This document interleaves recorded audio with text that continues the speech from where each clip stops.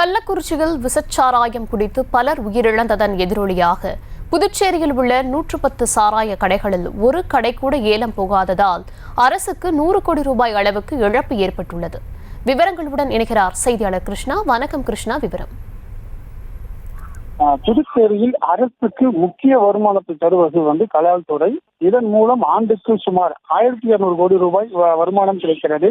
இதில் 100 கோடி ரூபாய்க்கு கள்ளுக்கடை, சாராய கடைகள் மூலம் வருமானம் கிடைக்கிறது. தென்னிந்தியாவிலேயே புதுச்சேரியில் தான் சாராய கடைகள் இயங்குகின்றன. இவற்றுக்கு அரசின் மூலம் சாராய வடிசாலை மூலமாக வழங்கப்பட்டு வருகிறது. புதுச்சேரியில் 85 சாராய கடைகளும், காரைக்காலில் 25 சாராய கடைகளும் உள்ளன. இந்த 110 சாராய கடைகளுக்கும் கிஸ்தியானது முடிவடைந்துள்ளது.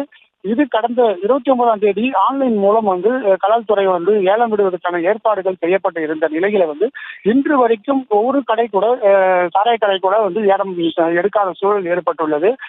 கள்ளக்குறிச்சி விச சாராயம் அருந்தி பலியானது காரணமாகவும், அதே போல சாராயத்தின் விலைக்கே மதுபானம் கிடைக்கிறது என்றும், 250 மில்லி லிட்டர் சாராயம் 40 ரூபாய்க்கு விற்கப்படுகிறது என்றும், அதை விட 30 ரூபாய்க்கு மதுபானம் கிடைக்கிறது என்று அவங்க குற்றச்சாட்டுகளும் முன்வைத்து வருகின்றனர்.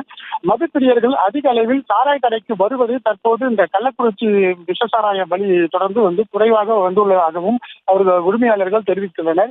இதனால் சாராய கடைக்கு வரும் வருமானம் குறைந்துள்ளதாகவும், இதனால் சாராய கடை உரிமையாளர்கள் கடையை ஏலம் எடுப்பதற்கு தயக்கம் காட்டி வருவதாகவும் ஏற்பட்டுள்ளது.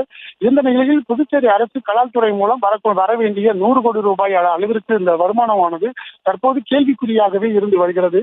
இதற்கான கலால்துறை சார்பாக இந்த கடை உரிமையாளர்களை அழைத்து தொடர்பு கொண்டு அவருடைய விரிவாக்கத்தை கேட்டு ஏலம் எடுப்பதற்கான சூழ்நிலை புதுச்சேரி அரசு எடுத்து வருகிறது. கிருஷ்ணா, விவரங்களுக்கு நன்றி.